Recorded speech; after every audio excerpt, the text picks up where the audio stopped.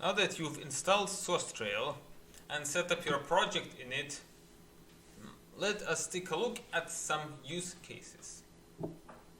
So after loading our project for the first time, we see the overview screen.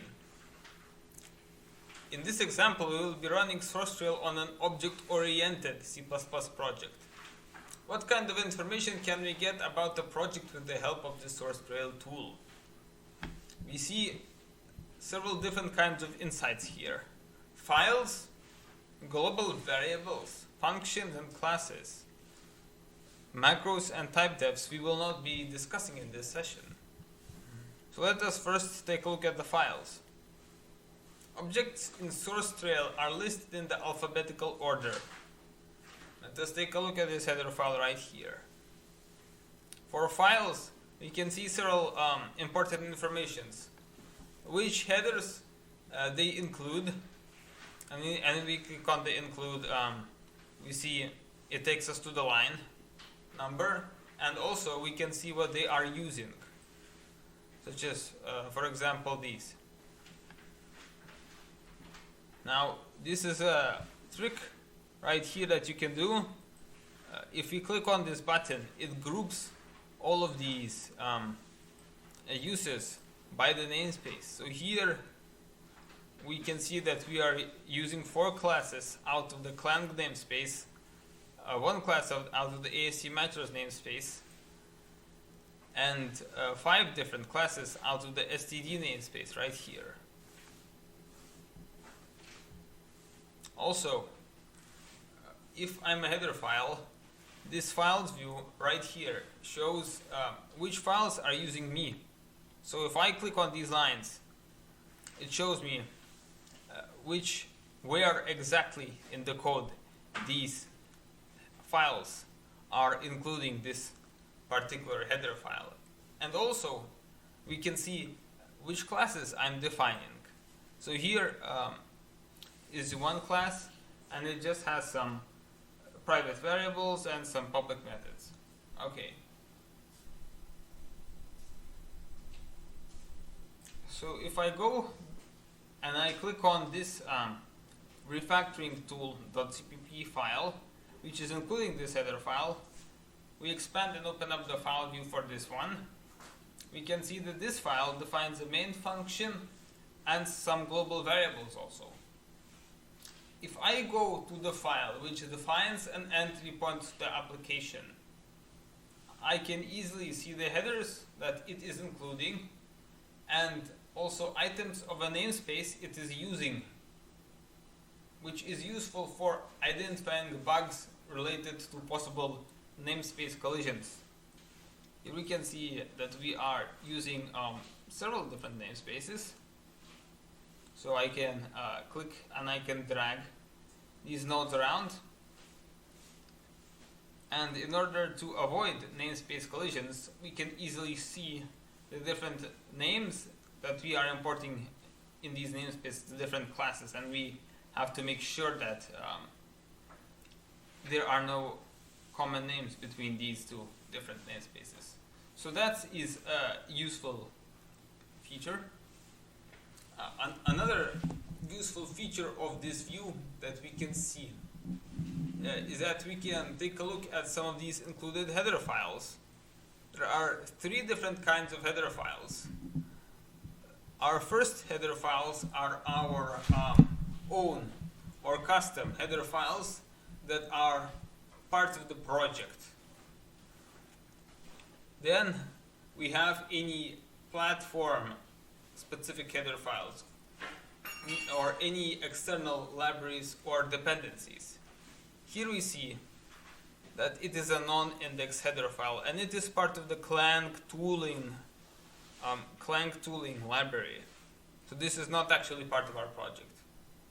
And finally, we have the standard C and C++ header files right here. So any node in the Sourcetrail that has a solid color, it is an indexed part of the project, and anything that has this diagonal line texture is a non-indexed. It is not a part of the project, it is implicit or generated by the compiler. So right here, if I click our own header files, we can open them and see their full information, including the includes, the usings that they have, and also we can see any classes that they are defining right here. So this class, we can see that the definition of this class shows up in the header file that we are opening. And this only applies to the header files that are directly a part of this project. Now, in contrast to that, let us take a look at this header file. It's a non-indexed file. We see the diagonal lines texture. So, if I click on this, open up, for header files in external libraries that we are using only, not a part of the project. Okay, we can only see which files are including it and which files itself is including, which is also useful to know.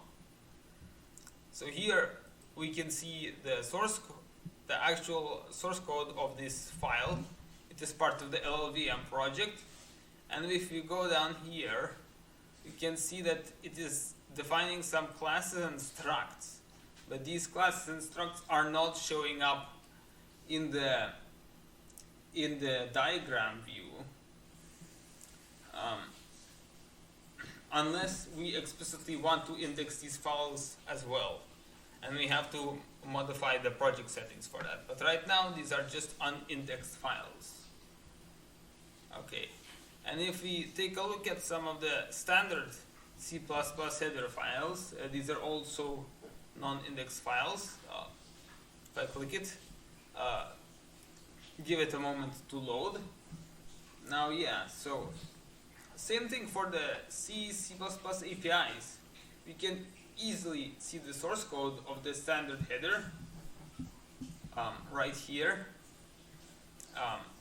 And we can also see where is this string header file included, so which files are using it, and also which files it is itself including. But anything that's defined in here we can't see here. So here we can only see the actual source code. So this is actually a very useful feature, that we can see the source code of the string standard header. This is the exact version which our project is using. Whereas if we looked up the string standard header on the internet, we might get something a little bit different, because the implementation of the standard library is specific to the version and operating system on your PC. So if you actually looked up what is the string standard header online, you might actually get something which is different and not something which is specific to your PC. So that is all for the files that we have. Now, if we click on the home button, it takes us back to our overview. So let's take a look at the functions now. We have only one function, which is the main function. So if we click on the non-indexed symbols right here, and then group by namespace, this displays which external libraries is the main function using. So here we see that it is using stuff from the Clang ASC matchers, stuff from the Clang tooling, from the LLVM CL, and also the STD namespaces, and we can see which classes are those. So we can click on the edges to see where is a particular function getting called right here, and we can see where a variable or data type is getting used. If we click on this refactoring tool constructor, we can cycle through the different places where we are creating instances of the refactoring tool class. So here we can see different objects are being created and we can cycle through the different occurrences. Now, in this example, if we are accessing only the constructor in a class, then it means that the class is only created and then it is passed into other functions. So we are not actually using it in any other way. Now here, in this example, if I click on this basic string right here, Sourcetrail can even detect implicit constructors.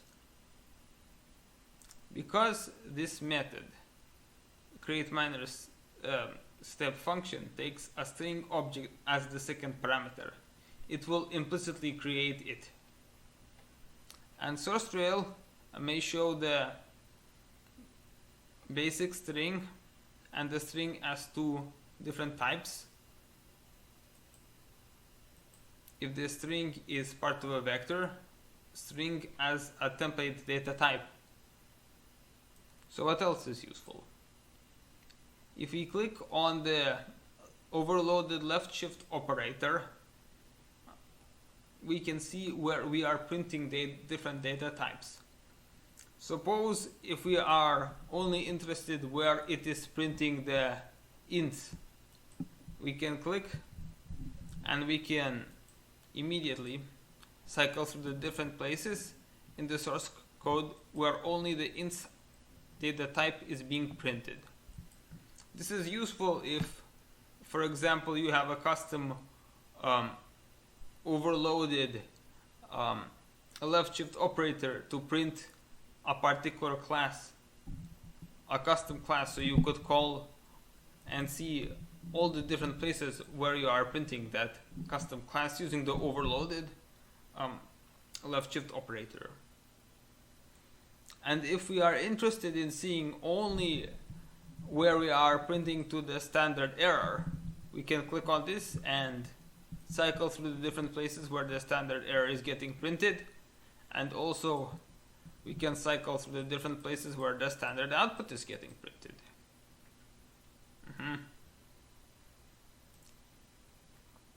So one more example, Sourcetrail can even show methods called on returned objects.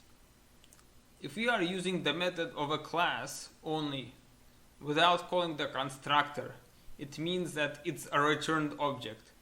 In this case, it is returned by the new frontend action factory class. Not class, but function, sorry.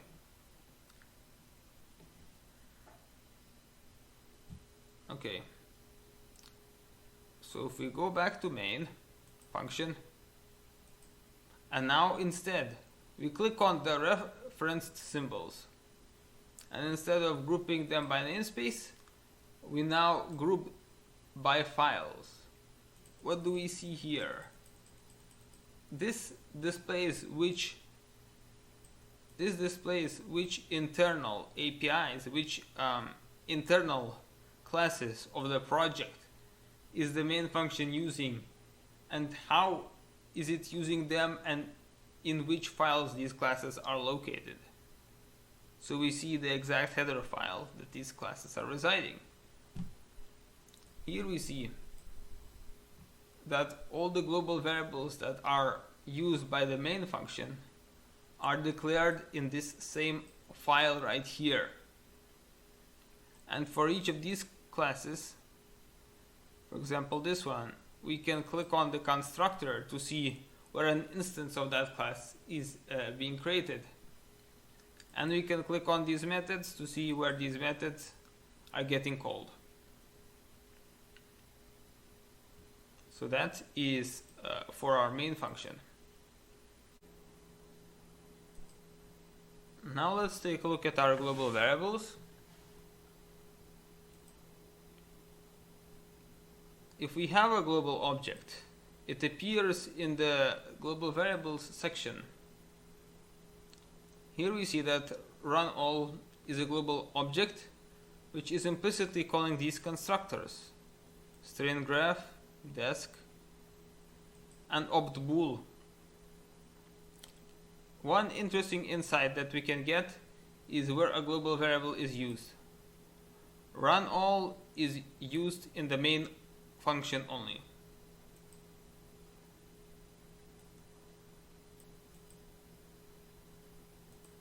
So now in this print debug output, we see that this global variable is used by many more different functions. And if we group by file, we see that this global variable is used in multiple files. So this is an example of using a global variable and sharing it among the different files via an extern statement right here. Is that good design or not? You decide.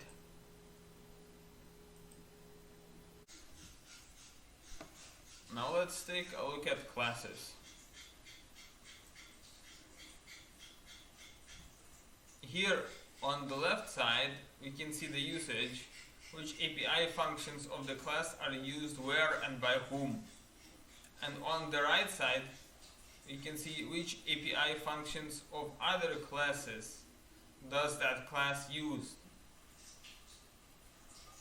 Aggregations can be expanded. Click on these arrows to see where this class is using the other classes and global variables.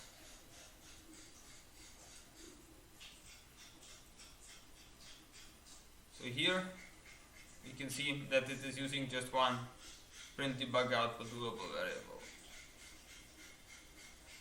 Click on a class and we see the aggregation on the left that is used by the main function. We want to find which methods exactly is it using.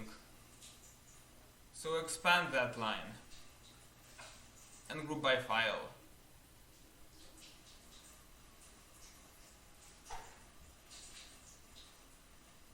On the right side we can see where in the code is it using these methods. We want to see which methods of this class is the external world using and where. And suppose that we want to know what other methods of this class API are also available for us to use. So expand the class to see its full listing. Now let's take a look at inheritance relationships.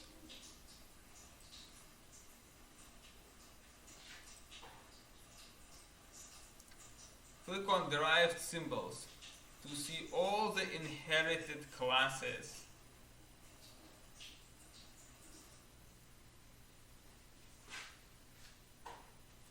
We can drag out a derived class to inspect it. Clicking on the big inheritance arrow shows us the location in the code where it is being inherited. Clicking on the gray line in the inheritance shows us the override diagram. We expand the aggregation. Here we can see which functions are overridden and which ones are called or used directly as they are. Here the base class provides a set of utility functions that all derived classes which are having similar roles can use. We can also see which data members of the base class are used by which methods of the derived class. SM looks like a commonly used variable. The data member SM is defined as a source manager pointer, and clicking on the line shows us the type use. Now, if we expand all these derived classes, make the diagram zoom a little bit smaller, we can see that this variable is used by all the methods of the base class, and also it is used by quite a few methods of the derived classes as well, hinting of its great importance.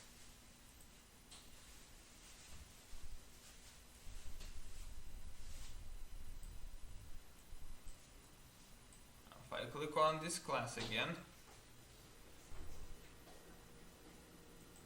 expand this,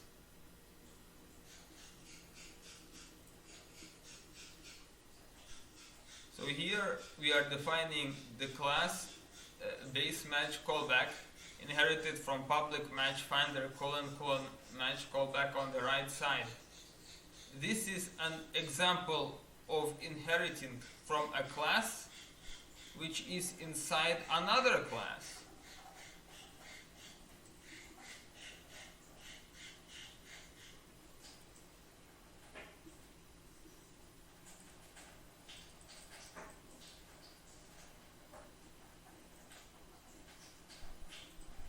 Here, this is the base class. If we show the derived hierarchy right here, you can see all the classes that are inherited from it. Clicking on this box will expand the derived hierarchy. In this way, we can see the entire inheritance tree. We can also see the base hierarchy for a leaf node.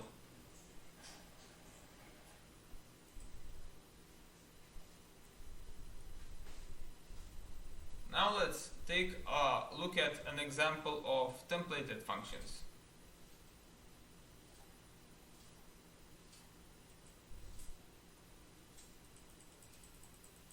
If I click on the getAsString template, type name ASC element, we can see all the template specializations that are generated by the compiler. Or in other words, we can see all the different ways how this template function is being called. What are the different template types that are passed in? The red arrow is a template specialization. Here we are using a template to pass in objects which have a similar interface and use case, but no common inheritance. Elements with the diagonal texture are generated by the compiler, not explicitly written in the code. We can click on any one of these implicit protected methods which are generated by the compiler to see where is that particular object, that particular template type is used to call the getAsString method.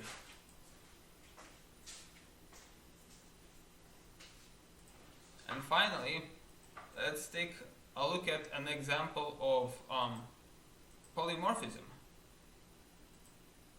Go back to classes, click on this,